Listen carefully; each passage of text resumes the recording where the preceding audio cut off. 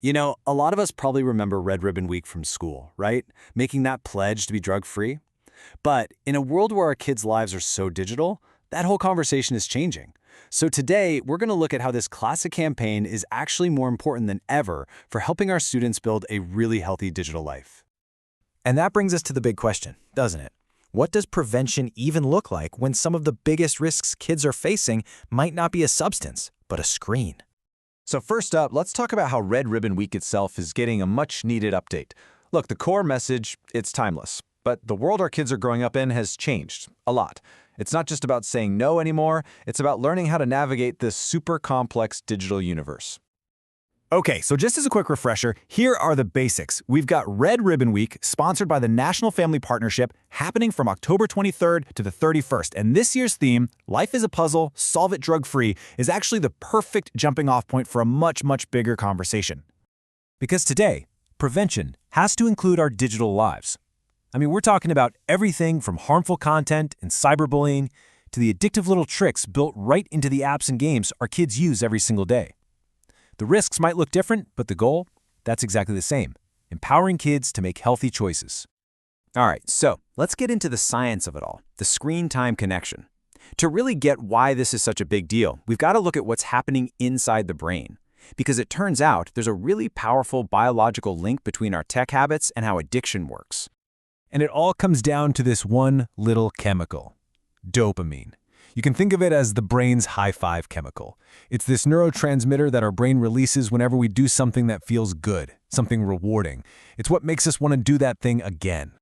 And here's where it gets absolutely fascinating. When someone uses an addictive substance, their brain gets a huge surge of dopamine. But, and this is the key, that exact same chemical reward gets triggered when you get a like on social media or beat a tough level in a video game. It's two totally different paths leading to the exact same chemical reaction.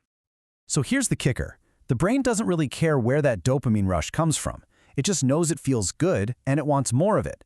And over time, the brain can actually get hooked on that feeling, which can lead to addictive behaviors, whether the trigger is a pill or a pixel. Okay, so understanding the science is one thing, but what does this actually look like in a kid's day-to-day life? Let's go over some really concrete, observable signs that parents and teachers can keep an eye out for.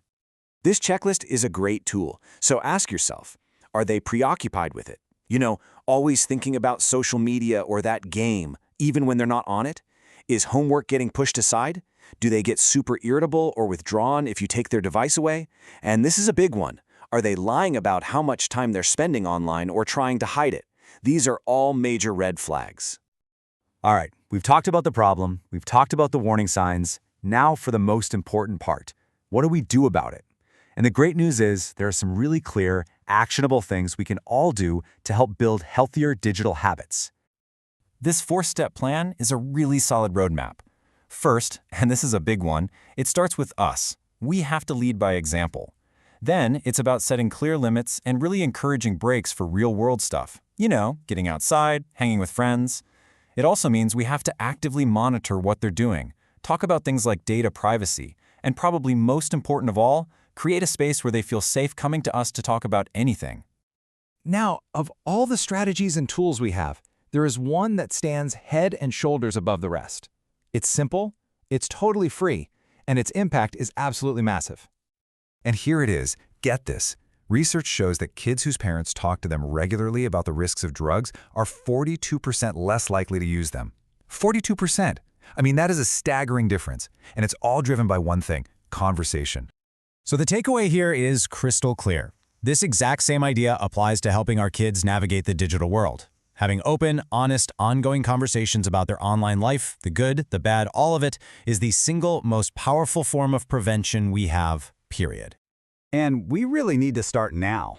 Because, despite how effective these conversations are, only about a quarter of teenagers say they have them regularly with their parents.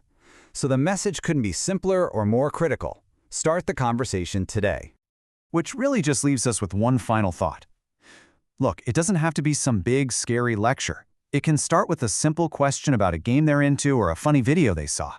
The important thing is just to start. So what conversation will you start today?